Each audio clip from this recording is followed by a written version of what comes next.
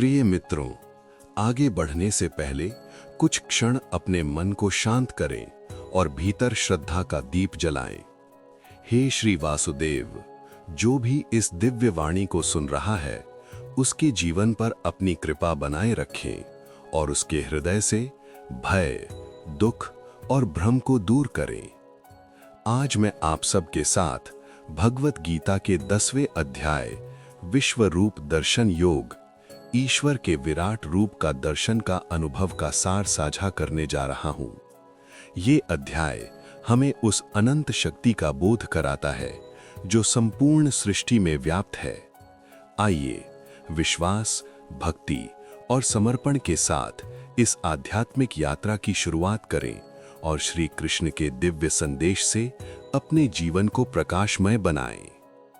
कुरुक्षेत्र की युद्ध भूमि में जब दोनों सेनाएं आमने सामने खड़ी थीं, तब अर्जुन के मन में केवल युद्ध का ही प्रश्न नहीं था, बल्कि सत्य को जानने की गहरी जिज्ञासा भी जाग चुकी थी। उन्होंने पहले ही भगवान से आत्मा, कर्म और भक्ति के अनेक गूढ़ रहस्य सुन लिए थे। इन दिव्य उपदेशों को सुनकर उनके भीतर ये भावना उत्पन्न हुई कि यदि भगवान वास्तव में संपूर्ण सृष्टि के स्वामी हैं, तो उनके उस अनंत और विराट स्वरूप का अनुभव करना कैसा होगा। गहरी श्रद्धा और विनम्रता के साथ अर्जुन ने कृष्ण से निवेदन किया कि वे उन्हें अपने उस दिव्य रूप का दर्शन कराएं जो समस्त ब्रह्मांड में व्याप्त है। अर्जुन का ये आग्रह केवल जिज्ञासा या आश्चर्य देखने की इच्छा नहीं था, बल्कि सत्य को प्रत्यक्ष अनुभव करने की पवित्र चाह थी। वे ये समझना चाहते थे कि जिस शक्ति की चर्चा भगवान कर रहे हैं, वो वास्तव में कैसी है, कैसे वही शक्ति सृष्टि की रचना करती है, उसका पालन करती है और समय आने पर उसका अंत भी करती है। अर्जुन का हृदय उस समय श्रद्धा, विश्वास और उत्सुकता से भरा हुआ था। वे जानते थे कि भगवान का वास्तविक स्वरूप सामान्य मनुष्य की कल्पना से परे है। फिर भी उन्होंने विनम्र भाव से प्रार्थना की कि यदि भगवान उन्हें योग्य समझें, तो उन्हें वो दिव्य दर्शन प्राप्त हो सके। ये प्रार्थना एक भक्त की अपने ईश्वर के प्रति गहरी आस्था को भी दर्शाती है, जहां जिज्ञासा के साथ साथ पूर्ण समर्पण भी मौजूद होता है। ये क्षण केवल अर्जुन की जिज्ञासा का ही नहीं, बल्कि आध्यात्मिक सत्य को समझने की मानव इच्छा का प्रतीक भी बन जाता है। जब कोई साधक सच्चे मन से ईश्वर को जानना चाहता है, तब वो केवल शब्दों से संतुष्ट नहीं होता, बल्कि उस दिव्य सत्ता को अनुभव करना चाहता है। अर्जुन की यही पवित्र जिज्ञासा आगे चलकर उन्हें उस अद्भुत और अलौकिक दर्शन तक ले जाती है, जिसका वर्णन भगवत गीता के विश्व रूप दर्शन योग में किया गया है। कुरुक्षेत्र की पवित्र भूमि पर जब अर्जुन ने ईश्वर के विराट स्वरूप को देखने की इच्छा प्रकट की, तब भगवान ने उनकी भावना को समझते हुए एक गहरा सत्य बताया। उन्होंने कहा कि मनुष्य की सामान्य आंखें उस दिव्य और अनंत स्वरूप को देखने में सक्षम नहीं होती। ईश्वर का वास्तविक रूप इतना विशाल, तेजस्वी और असीम है कि उसे साधारण इंद्रियों से देख पाना संभव नहीं। अर्जुन की सच्ची श्रद्धा और जिज्ञासा को देखकर कृष्ण ने उन्हें विशेष दिव्य दृष्टि प्रदान की। ये कोई साधारण दृष्टि नहीं थी, बल्कि एक ऐसी आध्यात्मिक क्षमता थी जिसके माध्यम से अर्जुन उस सत्य को देख सकते थे जो सामान्य मानव अनुभव से परे है। इस दिव्य दृष्टि के माध्यम से अर्जुन को वो शक्ति मिली जिससे वे ईश्वर के विराट स्वरूप और उसमें समाहित संपूर्ण सृष्टि का दर्शन कर सकें। ये घटना हमें ये भी समझाती है कि परम सत्य को जानने के लिए केवल बाहरी आंखें पर्याप्त नहीं होती। जब तक मन शुद्ध ना हो, बुद्धि स्थिर ना हो और हृदय में सच्ची भक्ति ना हो, तब तक ईश्वर के गहरे रहस्यों को समझना कठिन है। दिव्य दृष्टि वास्तव में केवल देखने की शक्ति ही नहीं, बल्कि आध्यात्मिक जागृति का प्रतीक भी है। एक ऐसी अवस्था जहां साधक को संसार के पीछे छिपा हुआ वास्तविक सत्य दिखाई देने लगता है। अर्जुन को मिली ये दिव्य दृष्टि इस बात का संकेत भी देती है कि जब कोई व्यक्ति पूर्ण विश्वास और समर्पण के साथ ईश्वर की ओर कदम बढ़ाता है, तब भगवान स्वयं उसके मार्ग को प्रकाशित करते हैं। वे साधक को वो ज्ञान और अनुभव प्रदान करते हैं जिससे जीवन का वास्तविक अर्थ स्पष्ट होने लगता है। इसी दिव्य कृपा के कारण अर्जुन उस अद्भुत और अलौकिक दर्शन को देखने में सक्षम हुए जिसका वर्णन भगवत गीता के विश्वरूप दर्शन योग में मिलता है। ये प्रसंग हमें ये सिखाता है कि ईश्वर का सच्चा अनुभव केवल आंखों से नहीं बल्कि श्रद्धा, भक्ति और आंतरिक जागरूकता से प्राप्त होता है। जब अर्जुन को दिव्य दृष्टि प्राप्त हुई तब उनके सामने एक ऐसा दृश्य प्रकट हुआ जिसे शब्दों में पूरी तरह व्यक्त करना लगभग असंभव है। जैसे ही उन्होंने भगवान के उस विराट स्वरूप को देखा, उनका हृदय आश्चर्य और विस्मय से भर गया। उनके सामने जो रूप प्रकट हुआ वो किसी एक मानव आकृति तक सीमित नहीं था बल्कि अनंत और असीम था। अर्जुन ने देखा कि उस दिव्य रूप में असंख्य मुख, असंख्य नेत्र और अनगिनत भुजाएं दिखाई दे रही थीं। हर दिशा में केवल वही तेजस्वी रूप दिखाई दे रहा था। उस स्वरूप की आभा इतनी प्रबल और दिव्य थी कि मानो पूरा आकाश और पृथ्वी उसी प्रकाश से आलोकित हो उठे हों। ये कोई साधारण दृश्य नहीं था बल्कि ऐसा अनुभव था जिसमें संपूर्ण ब्रह्मांड एक ही सत्ता के भीतर समाहित प्रतीत हो रहा था। उस विराट रूप में अर्जुन को ये स्पष्ट दिखाई देने लगा कि सृष्टि की हर शक्ति, हर तत्व और हर जीव उसी एक परम सत्ता का अंश है। पर्वत, नदियां, ग्रह, तारे, देवता और समस्त प्राणी सब उसी दिव्य स्वरूप में उपस्थित थे। ऐसा लग रहा था जैसे अनगिनत संसार एक ही रूप के भीतर जीवित हों। इस अद्भुत दर्शन ने अर्जुन के मन में ईश्वर की महानता और अनंतता का गहरा अनुभव उत्पन्न किया। उन्हें ये समझ आने लगा कि भगवान केवल एक सीमित रूप नहीं है बल्कि वे संपूर्ण सृष्टि के आधार और स्रोत है। जो कुछ भी इस जगत में दिखाई देता है वो उसी परम शक्ति की अभिव्यक्ति है। इस विराट दर्शन को देखकर अर्जुन के भीतर श्रद्धा और विस्मय की भावना और भी प्रबल हो गई। उन्होंने महसूस किया कि ईश्वर का वास्तविक स्वरूप मनुष्य की कल्पना से कहीं अधिक व्यापक और रहस्यमय है। ये वही अद्भुत क्षण था जिसका वर्णन भगवत गीता के विश्वरूप दर्शन योग में मिलता है, जहां कृष्ण अपने उस अनंत और सर्वव्यापी स्वरूप का दर्शन अर्जुन को कराते हैं। जब अर्जुन भगवान के विराट स्वरूप का दर्शन कर रहे थे तब उनके सामने केवल एक अद्भुत रूप ही नहीं था बल्कि पूरी सृष्टि का जीवंत दृश्य प्रकट हो रहा था। उस दिव्य स्वरूप के भीतर अर्जुन ने देखा कि संसार की हर शक्ति, हर तत्व और हर प्राणी एक साथ मौजूद है। ये दृश्य इतना विशाल और अलौकिक था कि अर्जुन के लिए ये अनुभव किसी स्वप्न से कम नहीं था। अर्जुन को उस विराट रूप में समस्त देवताओं के दर्शन हुए, मानो सभी दिव्य शक्तियां उसी एक परम सत्ता में स्थित हों। उन्होंने महान ऋषियों और दिव्य आत्माओं को भी उसी स्वरूप में देखा जो सृष्टि के ज्ञान और धर्म के प्रतीक हैं। इतना ही नहीं, आकाश में चमकते ग्रह, तारे और संपूर्ण ब्रह्मांड के अद्भुत दृश्य भी उसी दिव्य रूप के भीतर दिखाई दे रहे थे।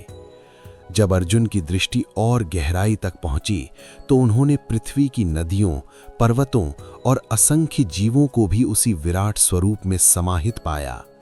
ऐसा प्रतीत हो रहा था जैसे संपूर्ण प्रकृति और ब्रह्मांड एक ही केंद्र से संचालित हो रहा हो। ये दृश्य इस सत्य को प्रकट कर रहा था कि सृष्टि में जो कुछ भी है वो सब उसी एक परम शक्ति का हिस्सा है। इस अद्भुत अनुभव ने अर्जुन को यह समझने में सहायता दी कि ईश्वर केवल किसी एक स्थान या रूप तक सीमित नहीं है। वे हर दिशा में, हर तत्व में और हर जीव के भीतर विद्यमान हैं। सृष्टि का हर रूप उसी परम चेतना की अभिव्यक्ति है जो संपूर्ण ब्रह्मांड को एक सूत्र में बांध कर रखती है। इस विराट दर्शन के माध्यम से अर्जुन को ये गहरा बोध हुआ कि संसार में दिखाई देने वाली विविधता के पीछे वास्तव में एक ही दिव्य शक्ति कार्य कर रही है। यही संदेश भगवत गीता के विश्व रूप दर्शन योग में मिलता है, जहां कृष्ण अर्जुन को ये दिखाते हैं कि संपूर्ण सृष्टि उसी एक परम सत्ता में समाहित है। जब अर्जुन ने भगवान के विराट स्वरूप को देखा तो सबसे पहले उनकी दृष्टि उस अद्भुत प्रकाश पर ठहर गई जो चारों ओर फैल रहा था। वह कोई साधारण चमक नहीं थी, बल्कि ऐसा दिव्य तेज था जिसने आकाश, पृथ्वी और समस्त दिशाओं को अपने प्रकाश से भर दिया था। उस समय अर्जुन को ऐसा अनुभव हुआ मानो अनंत ऊर्जा और प्रकाश का स्रोत उनके सामने प्रकट हो गया हो। उस विराट रूप की आभा इतनी प्रबल थी कि उसका वर्णन करना भी कठिन प्रतीत होता है। ऐसा लगता था जैसे हजारों सूर्यों का प्रकाश एक साथ प्रकट हो गया हो और पूरे ब्रह्मांड को आलोकित कर रहा हो। वह प्रकाश केवल बाहरी चमक नहीं था, बल्कि उसमें एक दिव्य शक्ति और गहन आध्यात्मिक ऊर्जा भी समाहित थी। उस प्रकाश के भीतर सृष्टि की अनंत शक्ति और ईश्वर की महिमा स्पष्ट दिखाई दे रही थी। अर्जुन के लिए यह अनुभव अत्यंत अद्भुत और विस्मयकारी था। उन्होंने महसूस किया कि यह प्रकाश किसी सामान्य शक्ति का नहीं, बल्कि उस परम चेतना का प्रतीक है जो पूरे ब्रह्मांड को जीवन और ऊर्जा प्रदान करती है। यह तेज इस बात का संकेत था कि ईश्वर केवल एक रूप या स्थान तक सीमित नहीं है, बल्कि उनकी शक्ति अनंत और सर्वव्यापी है। उस विराट प्रकाश को देखकर अर्जुन का मन श्रद्धा और भक्ति से भर गया। उन्हें यह समझ आने लगा कि संसार में जो भी प्रकाश, ऊर्जा और जीवन दिखाई देता है, वह उसी परम सत्ता की देन है। भगवान का यह तेजस्वी स्वरूप यह दर्शाता है कि ईश्वर स्वयं प्रकाश का स्रोत हैं और उसी से संपूर्ण सृष्टि प्रकाशित होती है। इस दिव्य और अलौकिक तेज का वर्णन भगवद गीता के विश्व रूप दर्शन योग में अत्यंत प्रभावशाली रूप से किया गया है, जहां कृष्ण अर्जुन को अपने उस अनंत और तेजस्वी स्वरूप का दर्शन कराते हैं जो संपूर्ण ब्रह्मांड को अपने प्रकाश से आलोकित करता है। विराट रूप के दर्शन के दौरान एक ऐसा क्षण भी आया जब अर्जुन ने ईश्वर की उस शक्ति को समझा जो पूरे ब्रह्मांड को संचालित करती है। वो शक्ति है काल, अर्थात समय। उस समय भगवान ने अर्जुन को ये गहरा सत्य बताया कि वे केवल सृष्टि के रचयिता ही नहीं हैं, बल्कि वही समय के रूप में सब कुछ आगे बढ़ाते और अंत की ओर ले जाते हैं। जब अर्जुन उस विराट स्वरूप को देख रहे थे, तब उन्हें ये भी दिखाई देने लगा कि संसार में जो कुछ घटित हो रहा है, वो सब समय की धारा में ही प्रवाहित हो रहा है। जन्म, विकास और अंत, ये तीनों प्रक्रियाएं उसी कालचक्र का हिस्सा हैं। भगवान ने ये स्पष्ट किया कि समय ही वो शक्ति है जो हर वस्तु को परिवर्तन की ओर ले जाती है और अंततः सब कुछ उसी में विलीन हो जाता है। इस सत्य को सुनकर अर्जुन को ये समझ में आने लगा कि मनुष्य स्वयं को कितना ही शक्तिशाली क्यों ना समझे, लेकिन समय के सामने सब कुछ क्षणभंगुर है। राजा, योद्धा, साम्राज्य और सभ्यताएं सब समय के साथ बदलते और समाप्त होते रहते हैं। इस प्रकार भगवान का काल रूप ये दर्शाता है कि संपूर्ण सृष्टि एक महान नियम के अधीन चल रही है। इस रहस्य को प्रकट करते हुए कृष्ण अर्जुन को बताते हैं कि युद्ध भूमि में जो कुछ भी होने वाला है, वो पहले से ही समय की योजना का हिस्सा है। मनुष्य केवल उस महान योजना में एक माध्यम के रूप में कार्य करता है। ये समझ अर्जुन के मन में गहरी स्थिरता और स्वीकार की भावना उत्पन्न करती है। इस प्रसंग के माध्यम से भगवत गीता ये संदेश देती है कि समय ही वो अदृश्य शक्ति है जो सृष्टि की हर प्रक्रिया को नियंत्रित करती है।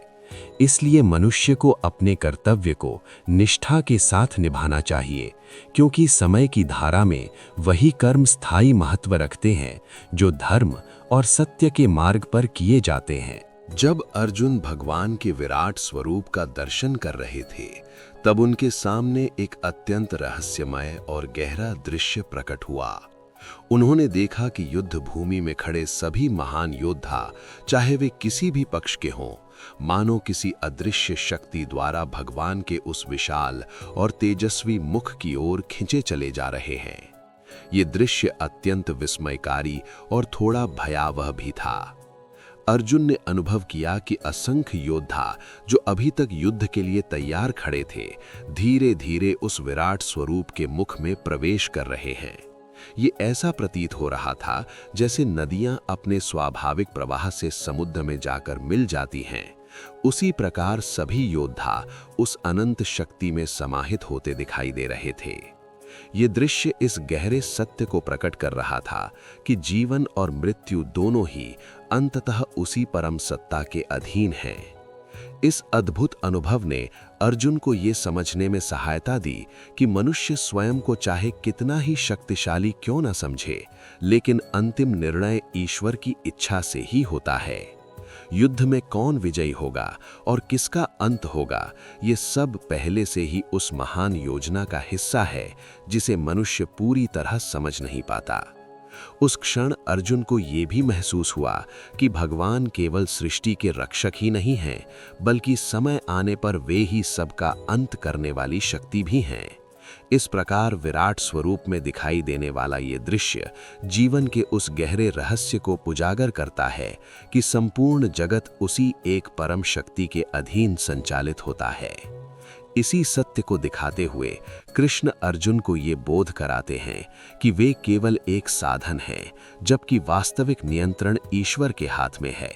यही गहन संदेश भगवद गीता के विश्वरूप दर्शन योग में मिलता है, जहां ये स्पष्ट होता है कि सृष्टि में घटित होने वाली हर घटना अंततः उसी परम चेतना की इच्छा से संचालित होती है। जब अर्जुन ने भगवान के विराट स्वरूप का दर्शन किया तो उनका हृदय गहरे आश्चर्य से भर उठा। उनके सामने जो दृश्य प्रकट हुआ था वो किसी भी मानव अनुभव से कहीं अधिक विशाल और अद्भुत था। असंख्य मुख, अनगिनत नेत्र, अनंत भुजाएं और चारों ओर फैलता दिव्य प्रकाश, ये सब देखकर अर्जुन को ऐसा लगा मानो पूरा ब्रह्मांड एक ही रूप में जीवंत हो उठा हो। इस अलौकिक दृश्य को देखकर अर्जुन के मन में गहरा विस्मय उत्पन्न हुआ। उन्हें ये समझ आने लगा कि ईश्वर की शक्ति और महिमा कितनी असीम है। अब तक वे भगवान को एक मित्र और मार्गदर्शक के रूप में जानते थे, लेकिन उस क्षण उन्होंने महसूस किया कि उनके सामने जो सत्ता खड़ी है वो संपूर्ण सृष्टि की अधिष्ठात्री शक्ति है। लेकिन ये अनुभव केवल आश्चर्य तक सीमित नहीं रहा। जैसे जैसे अर्जुन उस विराट स्वरूप को देखते गए, उनके भीतर थोड़ा भय भी उत्पन्न होने लगा। उस विशाल रूप में उन्होंने सृष्टि की रचना और विनाश दोनों की झलक देखी। उन्होंने देखा कि समय के साथ सब कुछ उसी परम शक्ति में विलीन हो रहा है। ये दृश्य इतना प्रबल और गहन था कि अर्जुन का मन श्रद्धा के साथ साथ भय से भी भर गया। उस समय अर्जुन ने हाथ जोड़कर विनम्रता के साथ भगवान की स्तुति की और उनसे क्षमा भी मांगी। उन्हें याद आने लगा कि उन्होंने पहले भगवान को मित्र समझकर उनसे सहज बातचीत की थी, लेकिन अब उन्हें उनके वास्तविक दिव्य स्वरूप का बोध हो चुका था। इस प्रकार अर्जुन का विस्मय और भय ये दर्शाता है कि जब मनुष्य पहली बार ईश्वर की अनंत शक्ति और विराटता का अनुभव करता है तो उसका हृदय श्रद्धा, आश्चर्य और विनम्रता से भर जाता है। यही अद्भुत प्रसंग भगवद गीता के विश्व रूप दर्शन योग में वर्णित है, जहां कृष्ण अपने विराट और अलौकिक स्वरूप का दर्शन अर्जुन को कराते हैं। विराट स्वरूप के अद्भुत दर्शन के बाद अर्जुन के भीतर एक गहरा परिवर्तन होने लगा। अब तक वे ईश्वर की शक्ति और महिमा को सुन रहे थे, लेकिन उस दिव्य अनुभव ने उनके मन में एक नया बोध जागृत कर दिया। उन्हें ये स्पष्ट समझ में आने लगा कि परम सत्य को जानना केवल ज्ञान या तर्क से संभव नहीं है। इसके लिए हृदय में सच्ची भक्ति और पूर्ण समर्पण आवश्यक है। जब अर्जुन ने उस अनंत और अलौकिक रूप को देखा तो उन्हें महसूस हुआ कि मनुष्य की सीमित बुद्धि ईश्वर की अनंतता को पूरी तरह समझ नहीं सकती।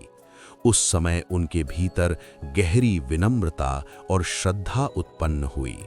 उन्होंने स्वीकार किया कि ईश्वर के वास्तविक स्वरूप को जानने का मार्ग अहंकार या शक्ति नहीं, बल्कि प्रेम, विश्वास और भक्ति है। अर्जुन ने हाथ जोड़कर भगवान की स्तुति की और अपने मन की भावनाएं प्रकट की। उन्हें ये भी स्मरण हुआ कि पहले उन्होंने भगवान को मित्र समझकर उनसे सहज और सामान्य व्यवहार किया था। अब उन्हें एहसास हुआ कि उनके सामने जो सत्ता है वो केवल एक मित्र नहीं, बल्कि संपूर्ण सृष्टि की परम चेतना है। इस बोध के साथ अर्जुन का हृदय और भी अधिक विनम्र और समर्पित हो गया। यही वो क्षण था जब अर्जुन ने सच्चे अर्थों में भक्ति का महत्व समझा। उन्होंने जाना कि जब मनुष्य अपने अहंकार को छोड़कर ईश्वर के प्रति पूरी श्रद्धा और विश्वास के साथ समर्पित हो जाता है, तब उसे परम सत्य का अनुभव होने लगता है। भक्ति केवल पूजा या प्रार्थना तक सीमित नहीं होती, बल्कि ये एक ऐसा भाव है जिसमें मनुष्य अपने जीवन के हर कर्म को ईश्वर को अर्पित कर देता है। इसी गहन संदेश को भगवद गीता के विश्वरूप दर्शन योग में स्पष्ट किया गया है, जहां कृष्ण ये दर्शाते हैं कि सच्ची भक्ति और पूर्ण समर्पण ही वो मार्ग है जिसके माध्यम से मनुष्य ईश्वर की वास्तविक महिमा को समझ और अनुभव कर सकता है। जब अर्जुन ने भगवान के विराट और अनंत स्वरूप का दर्शन किया तो उनके मन में गहरा विस्मय और श्रद्धा उत्पन्न हो चुकी थी।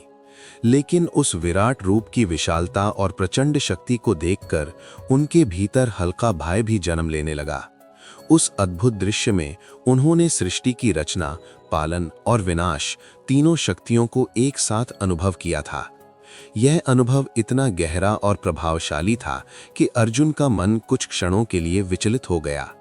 इस अवस्था में अर्जुन ने अत्यंत विनम्रता और श्रद्धा के साथ भगवान से प्रार्थना की। उन्होंने कहा कि वे उस अनंत और भयावह प्रतीत होने वाले स्वरूप के स्थान पर भगवान के उस परिचित और सौम्य रूप को फिर से देखना चाहते हैं, जिसे वे पहले से जानते और प्रेम करते आए थे। अर्जुन का हृदय उस समय भक्ति, विनम्रता और विश्वास से भर गया था। अर्जुन की इस प्रार्थना को सुनकर कृष्ण ने अपनी कृपा प्रकट की और धीरे धीरे अपने विराट स्वरूप को समेटकर पुनः अपने शांत, सरल और मधुर मानव रूप में प्रकट हो गए।